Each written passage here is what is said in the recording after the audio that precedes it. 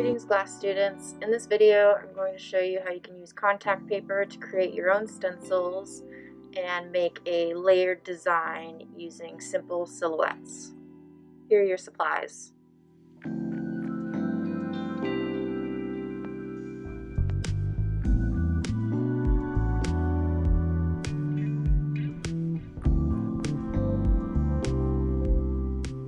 For this project I will be stacking 3 layers of glass, and each layer is going to have a painted stencil on it, a separate part of the image that once it's all stacked together it will become a single design.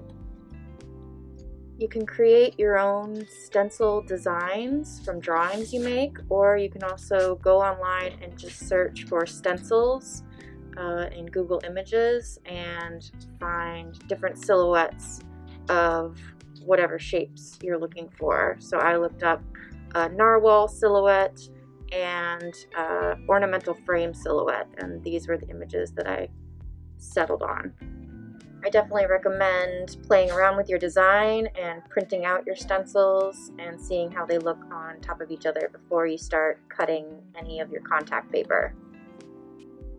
So you'll need a piece of contact paper cut to the size of your glass. So in my case this was a 5x6 piece of glass, and I cut some contact paper just a little bit larger than that so it would hang over the edge and I'd be able to grip onto it. And you're going to very carefully apply your contact paper to the surface of your glass. Make sure you've already cleaned it with your rubbing alcohol. And you can use a stiff card, or I'm using a rib, to smooth out all the bubbles and try and get it to make as much contact with the glass as possible. It's okay if there are a couple little bubbles left over in there, it won't be too big a deal, but you'll have an easier time cutting and painting later if there are fewer bubbles. Next, I lined up my first silhouette design underneath my glass, and I just used a little bit of tape to secure it in place. And then using a permanent marker, I'm tracing the outline of this silhouette. For this layer of the glass, I'm wanting to make a frame using this silhouette. So first I traced the outline of the silhouette, and then I removed the printed silhouette from the back, and then I just freehand drew an interior line to create my frame. Then using a nice sharp X-Acto blade, I cut out the area that I want my paint to go through. For this layer it'll be my frame, and then I'm going to use that to help me position my next layer, which is the narwhal silhouette that I chose. I took a little time to make sure that the narwhal would be in the right position on my new layer of glass, because I'm going to be placing this on a separate layer, not the same layer of glass that I will be adding my frame stencil to.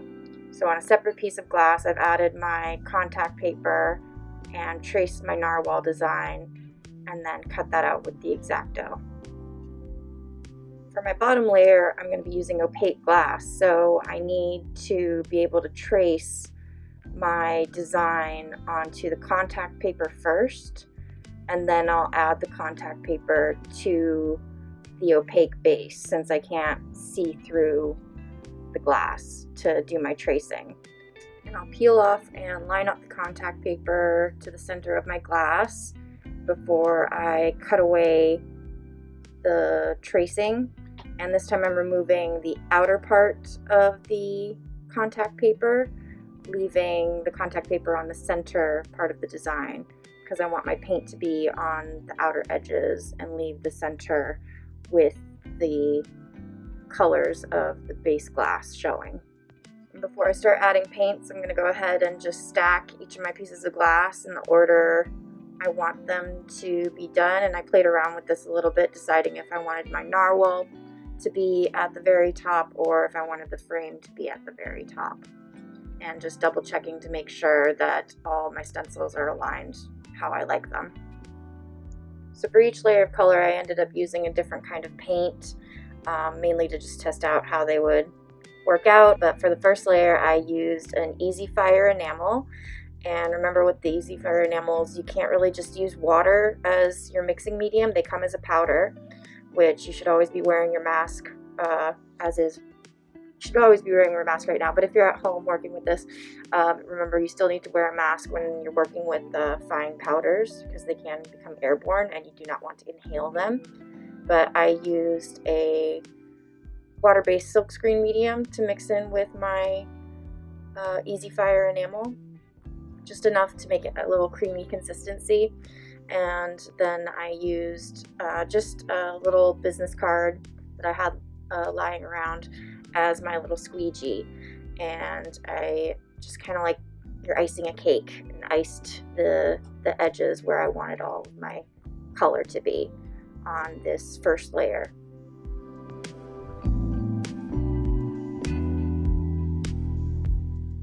And you can wait until the paint is completely dried before removing your stencil. I was a little impatient and peeled it off right away, but still ended up with some good results.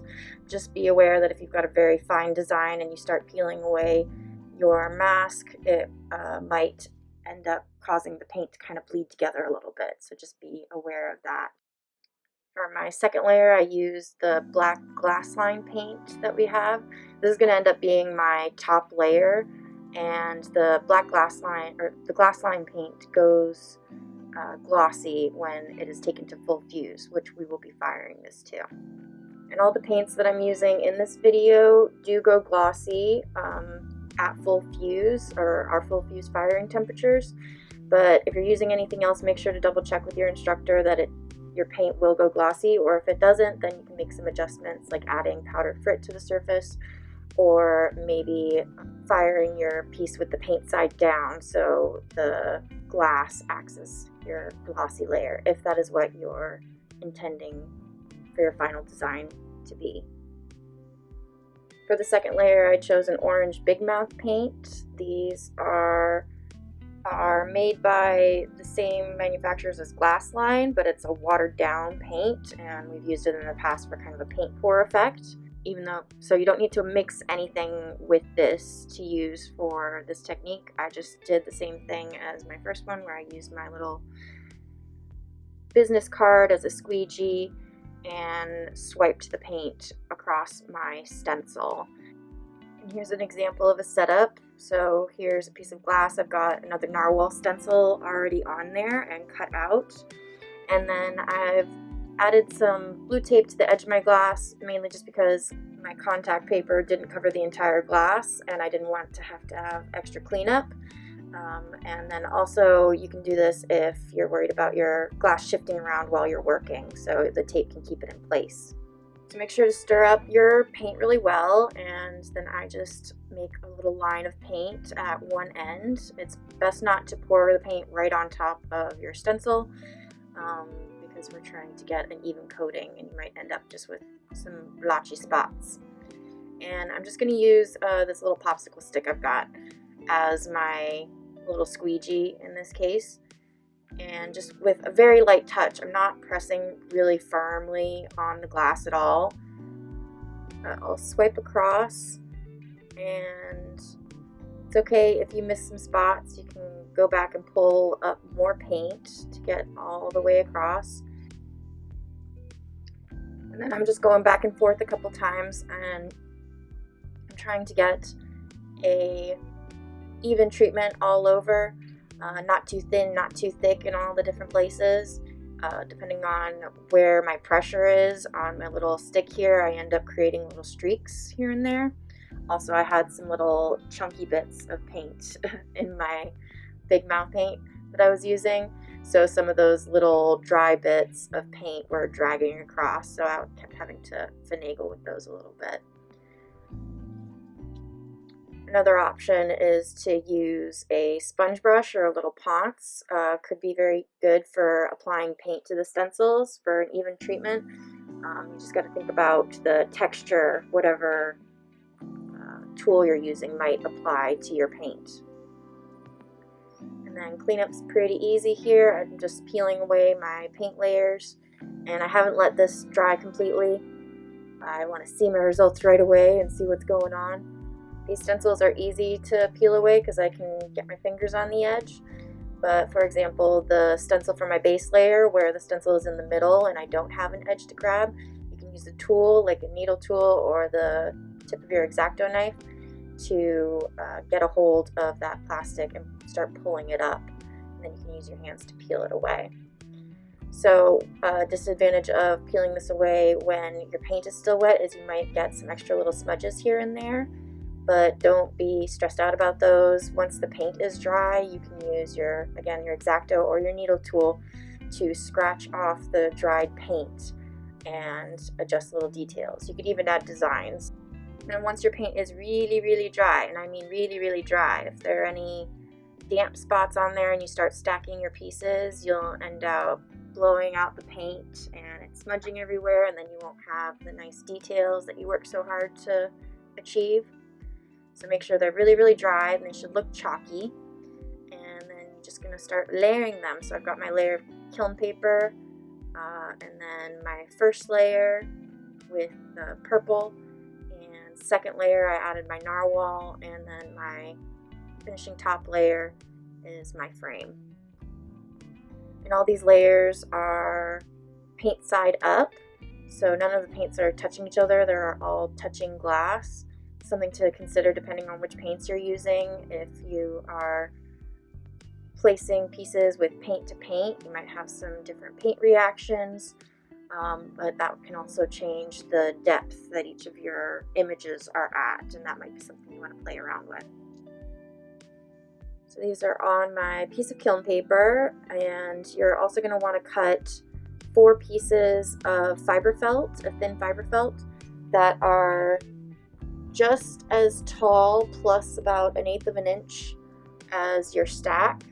You've got 3 layers, that means about 9 millimeters wide of fiber felt, and this is going to line the edge of your piece, because in order to keep our stack the size it is, remember when we're going to full fuse, glass wants to be 1/4 of an inch thick, or 6 millimeters, and two layers will get you there. So 2 layers, your piece will stay the same size. But once we've added this 3rd layer, our glass wants to spread out and sink down so it can be that 6 millimeter height, or 1/4 of an inch. So in order for us to keep it tall, we need to add supports to the sides, and those are the kiln brick slats that we have.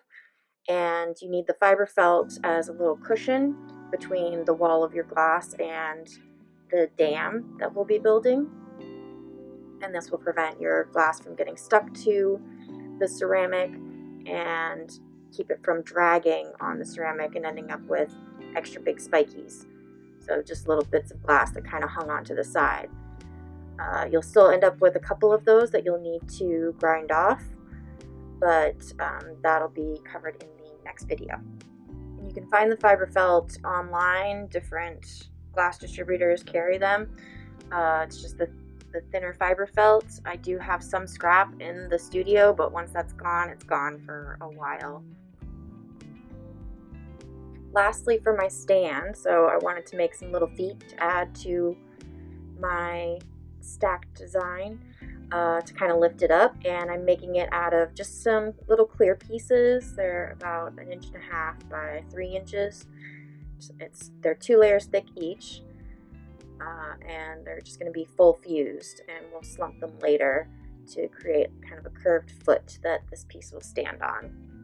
In the next video, I'll cover the steps I took to grind and shape my glass after it came out of the full fuse, as well as slumping my little feet and attaching them. See you in the studio. Thanks for watching.